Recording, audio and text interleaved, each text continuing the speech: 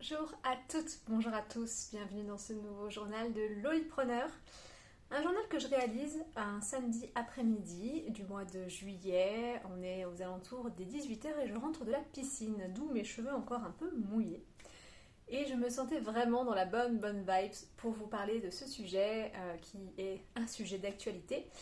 Le repos de l'entrepreneur, les vacances de l'entrepreneur, les congés de l'entrepreneur, quel est notre rapport au congé, est-ce qu'on en prend, est-ce qu'on culpabilise d'en prendre, est-ce qu'on prend soin de soi, qu'est-ce qu'on fait pendant ces congés. C'est un petit peu le sujet que j'avais envie d'aborder et ce sujet-là est né et a été nourri des échanges que j'ai eus avec l'ensemble de mes accompagnés sur Nova, le mentorat d'entrepreneurs en individuel. Je les ai réunis en cercle, on fait des cercles régulièrement pour parler, pour se rencontrer, pour échanger sur une thématique commune. Et là, c'était la thématique. Donc, ce qui va ressortir de cette vidéo, c'est aussi nourri de leurs apports. Merci à elles et à eux pour tout ce qu'on a pu partager. C'était extrêmement intéressant, enrichissant. Il y a des nouvelles choses qui se sont révélées. Donc, j'avais envie de vous partager dans ce journal-là, à l'approche des vacances scolaires et du grand tunnel de l'été avec juillet-août qui s'ouvre à nous.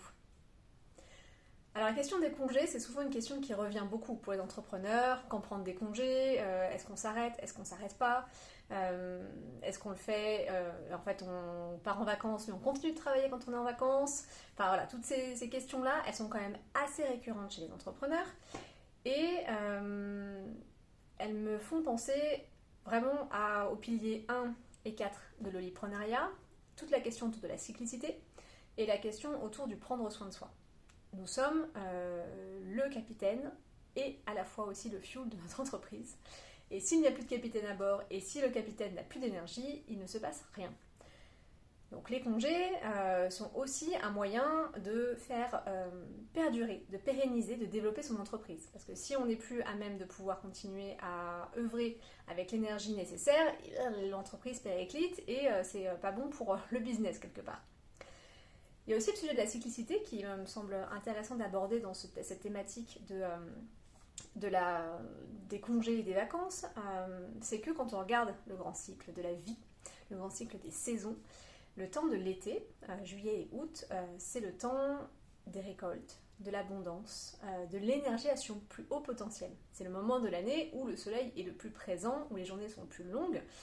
Donc si on respecte le temps des saisons comme les graines des plantations le font. L'hiver, on se régénère, on est sous terre, on est vraiment dans quelque chose de l'ordre de l'hibernation, et puis on commence à émerger au printemps pour être à notre plein potentiel en été. Seulement, c'est pas vraiment ce qui arrive. Souvent, en été, les personnes arrivent épuisées, fatiguées, avec un vrai besoin de se reposer, de ne plus rien faire, de déconnecter des réseaux sociaux, de déconnecter de la boîte mail, de déconnecter des clients, de tout. C'est un peu on-off, et c'est tout le monde en même temps, à cette même période-là, qui normalement est une période de plein potentiel, de révélation, de rayonnement, d'avoir envie d'être avec les autres, de partager, de parler de son entreprise, de lancer de nouvelles offres. Rythmiquement et organiquement, on devrait plutôt être dans cette phase-là. Sauf que on est dans une société qui lisse le cycle et qui nous demande d'être complètement performant et optimal l'hiver, qui n'est pas un temps pour ça. Et également l'automne, qui n'est pas un temps pour ça. Donc on arrive épuisé à l'été, alors qu'en fait l'été pourrait se révéler être une période extrêmement faste. Il y a bien sûr les contraintes extérieures, vacances scolaires des enfants, mais ça aussi on peut se questionner sur pourquoi les enfants ont besoin de 2 mois de vacances l'été, et est-ce que c'est vraiment juste? Dans tous les pays ce n'est pas le cas. Mais enfin bref, déjà quand on est entrepreneur et qu'on est dans sa cyclicité, on peut observer que si on prend soin de se régénérer profondément et de prendre du vrai repos l'hiver, l'été, on n'est pas au bout du rouleau, en fait. Donc, est-ce que c'est vraiment un temps obligatoire de vacances, obligatoire de congé? Est-ce que c'est juillet et août? Est-ce que ces mois-là sont faits pour se reposer? Et ça vient aussi ouvrir la question de qu'est-ce que c'est les vacances en tant que telles? Est-ce que les vacances sont un temps de repos? Est-ce que toutes les vacances sont reposantes?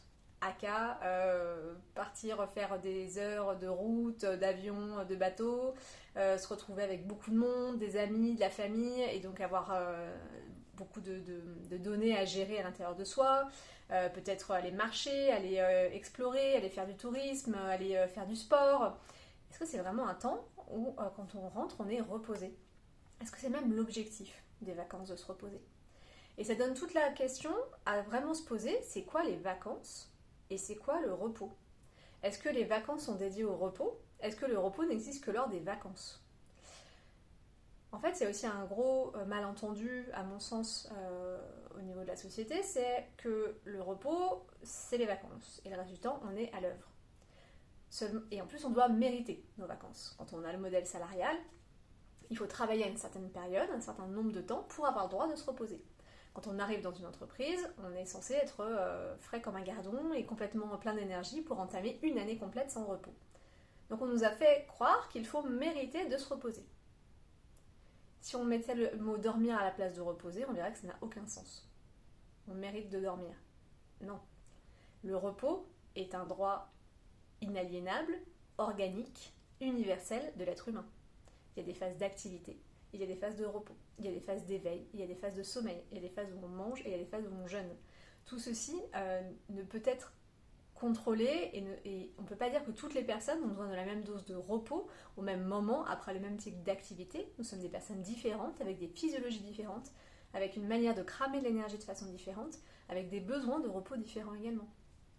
Et donc de considérer que les vacances, c'est le repos, c'est se couper du besoin inaliénable qu'on a de se reposer tout le temps, dans notre quotidien. Et en tant qu'entrepreneur, souvent, on ne s'autorise pas ce moment de repos au quotidien. D'intégrer le repos comme étant une activité à part entière et quelque part une condition sine qua non pour faire perdurer son activité, pour la pérenniser. Le manque de repos entraîne l'élévation d'éléments feu à l'intérieur de nous. Et qu'est-ce qu'on appelle quand il y a trop de feu qui arrive à l'intérieur de nous? On fait un burn-out, brûler à l'extérieur. Donc le repos est le moyen aussi de réguler ce feu à l'intérieur de nous et d'apporter d'autres éléments et d'arriver à avoir une vitalité suffisante. Ça aussi c'est quelque chose qui a émergé lors de nos échanges. Qu'est-ce que le repos et qu'est-ce que la régénération, la vitalité? Il y a un besoin de repos qui a un besoin de retourner en fait au point zéro, au point neutre à l'intérieur de soi. De refaire tout descendre, de ne plus être en activité à l'extérieur et de revenir complètement à l'intérieur. La régénération prend en compte le repos. On a besoin d'être déjà reposé pour pouvoir se régénérer, mais va aller chercher la vitalité. Donc dans la régénération, ça peut être pratiquer une activité artistique, une activité sportive, ça peut être aller marcher en nature, pratiquer la respiration consciente, passer du temps avec ses enfants, avec des animaux. Tout ça, c'est de la régénération. Donc avec ce point neutre du repos, on peut ensuite se régénérer et gagner en vitalité. La question, c'est toujours, c'est quoi le sujet des vacances? Est-ce que les vacances, c'est le repos? Pour les personnes qui ont des enfants, notamment en bas âge, notamment plusieurs, est-ce que vraiment les vacances, c'est le repos? Pour les personnes qui vont barouder, qui vont aller faire beaucoup de sport, beaucoup d'exploration, beaucoup de marche, est-ce que vraiment les vacances, c'est le repos? Ou est-ce que c'est la régénération? C'est l'exploration de nouveaux possibles. C'est se nourrir à l'intérieur de soi de ce qui nous fait du bien, de ce qui nous fait plaisir. Et en poussant ça, les vacances, est-ce que ce ne serait pas plutôt le fait de mettre en parenthèse sa vie quotidienne pour accéder à un temps de plaisir beaucoup plus grand et beaucoup plus large, mais qui n'est pas forcément relié au travail?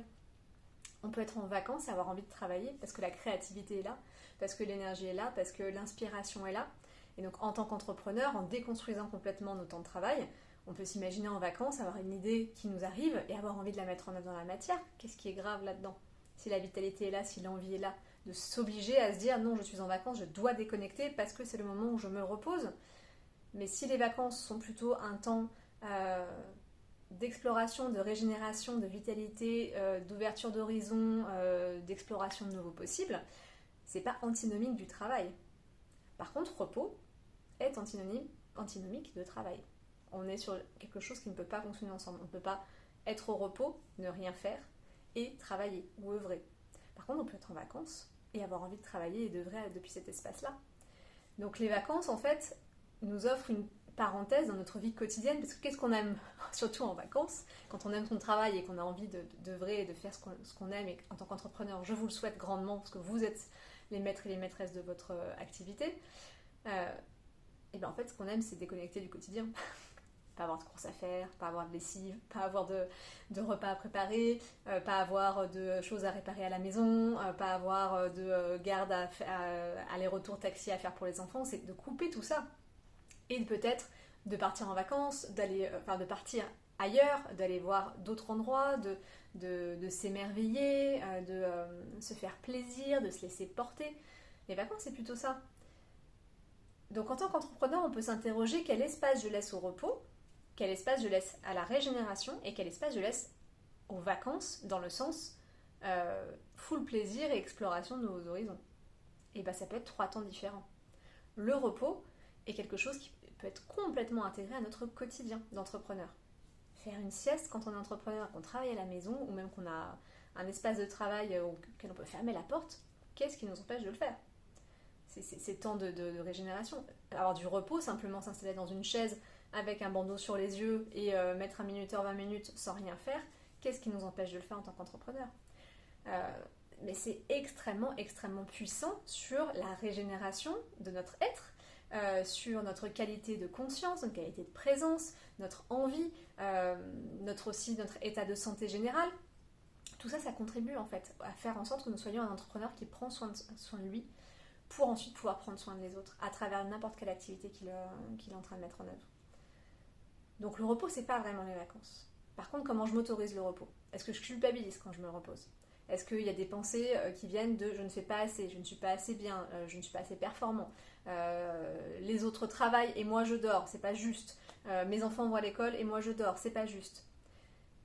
Est-ce qu'on a envie de répondre aux injonctions extérieures, internalisées ou externalisées, c'est-à-dire que des personnes nous l'ont dit ou alors simplement on se le dit à nous-mêmes, dans une société qui fonctionne à l'envers? Est-ce qu'on a envie de coller aux cases de ces sociétés qui fonctionnent à l'envers? Ou est-ce qu'on a envie de créer nos propres cases, notre propre paradigme, notre propre façon d'œuvrer, de travailler, d'être tout simplement en lien avec ce qui est juste pour nous et ce qui nous permet d'être dans la meilleure forme, dans la meilleure conscience, dans la meilleure présence par rapport à ce que l'on a envie de créer dans le monde et par rapport à notre relation aux autres. Et le repos en fait partie, mais qu'il y a un gros sujet sociétal autour du fait que les êtres humains n'ont pas besoin de repos. Français. Parce que dans des pays, la sieste c'est important, et dans des pays, le rythme est ralenti et il y a du jugement souvent sur ce rythme ralenti-là. Il est peut-être beaucoup plus organique et beaucoup plus juste pour que les personnes soient vraiment là quand ils sont là. Et après, les temps de vitalité. Est-ce que je m'autorise de la vitalité, de la régénération, que lorsque je suis en vacances, en congé? Est-ce que je me fais plaisir que quand je suis pas chez moi? Qu'est-ce qui m'empêche d'aller à la piscine l'après-midi, le lundi après-midi? Qu'est-ce qui m'empêche d'aller faire une marche le jeudi matin? Qu'est-ce qui m'empêche de prendre 1 heure tous les matins avant de commencer à travailler pour dessiner ou pour écrire des chansons si j'ai envie de faire ça? Ces moments ou pour cuisiner des repas qui me font du bien et prendre 1 heure et demie en début de semaine pour faire mon batch cooking de la semaine et avoir des repas bio, frais, sains que j'aurais cuisinés pour ma vitalité et m'offrir ce temps-là plutôt que me dire de 9h à 17h je dois être devant mon écran, point barre. Nous sommes entrepreneurs. Nous avons choisi la liberté, nous pouvons le faire. Et même en tant que salarié, il y a plein de personnes qui pourraient aussi créer ces espaces-là. Pas tout le monde, mais quelques espaces qui peuvent se créer pour ça, en se disant il n'y a pas que le temps pour les autres, il n'y a pas que le temps pour mon travail, il n'y a pas que le temps pour ma famille, il y a aussi le temps pour moi qui me permet d'être quelqu'un de plus présent et de plus aligné dans mon travail, avec ma famille, avec mes proches, avec mes relations. Et après les vacances, qu'est-ce que j'en fais? Est-ce que je mets toute mon énergie dans mes vacances en disant c'est bon, je vais être reposée, être régénérée, être créative et avoir envie de travailler? Déjà on met vachement de pression sur les vacances quoi. Si elles ne sont pas réussies, c'est l'année qui est foutue. Vu que tout est investi et surinvesti sur ce temps de congé-là. Si je passe pas de bonnes vacances, qu'est-ce qui se passe? Et si je passe de très bonnes vacances, comment je fais après pour revenir dans mon quotidien quand j'ai goûté à cet état de présence beaucoup plus plaisant, beaucoup plus agréable? Qui a envie de revenir après dans un mode robotisé et qui ne respecte pas nos besoins profonds? Donc je vous invite à me partager si ça vous dit. Qu'est-ce que c'est pour vous? Comment vous envisagez déjà ces vacances-là? Si vous en prenez, est-ce qu'il y a de la culpabilité aussi? De se dire, je suis entrepreneur, peut-être que je me lance, ou peut-être que j'ai beaucoup de clients en ce moment, et puis je vais partir, qu'est-ce qui se passe? mais en fait simplement on incarne ce qu'on a envie de voir dans le monde. Et j'imagine que vous avez envie de voir un monde où les gens prennent des vacances en fait, et sont pas sans arrêt en train de bosser. Si vous aviez votre meilleur ami qui vous regardait en train de dire non mais cet été je vais pas prendre de vacances parce qu'il y a les clients, parce qu'il y a les prestataires, parce qu'il y a cette offre là qui sort, je verrai plus tard. Un vrai meilleur ami vous dirait arrête, pars en vacances. Le monde ne va pas s'arrêter de tourner, les clients ne vont pas décéder foudroyés par la foudre demain, juste pars en vacances, prends soin de toi et ensuite tu pourras prendre soin des autres. Donc comment on peut être aussi son meilleur ami, sa meilleure amie et incarner le monde qu'on a envie de voir advenir, déjà à partir de nous. Et en incarnant ça, on peut donner l'exemple à l'extérieur, nos clients, nos prestataires, nos collaborateurs, nos amis, notre famille, en disant c'est possible en fait. J'incarne ce possible-là. Et ils nous verront rentrer au mois de septembre avec une bonne mine et avec une grande envie de dévorer le monde. Ah, c'est quand même plus agréable. Voire même, en commençant à rentrer pleinement dans son cycle, vous voir en vitalité constamment.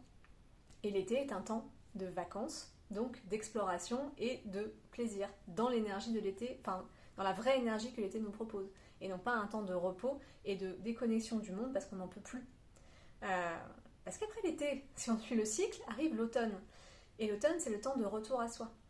C'est le temps, après justement être allé à l'extérieur, on retourne dans son intériorité, on fait le bilan, on fait la synthèse, on fait le tri. Qu'est-ce que je garde, qu'est-ce que je laisse pour le cycle à venir? Qu'est-ce que je commence à mettre en terre? Qu'est-ce que j'ai envie de voir s'alchimiser pour ne pas l'amener avec moi dans le cycle qui va se réouvrir avec l'hiver?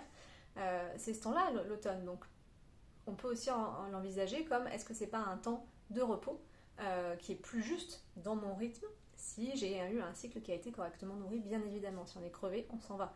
On ne se dise pas non, on m'a dit que c'était l'été, alors il faut que je sois là et que je kiffe. Non, juste au fur et à mesure, en changeant son quotidien et en changeant complètement sa cyclicité sur l'année, on verra qu'en fait, il y a des choses qui nous semblent imposées sur les vacances, sur les 5 semaines de congé, sur les moments où on doit partir en vacances. Et finalement, c'est peut-être pas très juste par rapport à notre rythme. Voilà. Je vous souhaite de belles vacances. Je ne sais pas s'il y aura un autre journal de Lolipreneur avant la rentrée, parce que moi je pars 3 semaines. Donc on verra l'inspiration si elle est là, ou si j'ai envie d'en faire un sur le bord de la plage ou de la piscine. Je me laisse porter. En tout cas, je vous embrasse bien fort et n'hésitez pas à me laisser un message.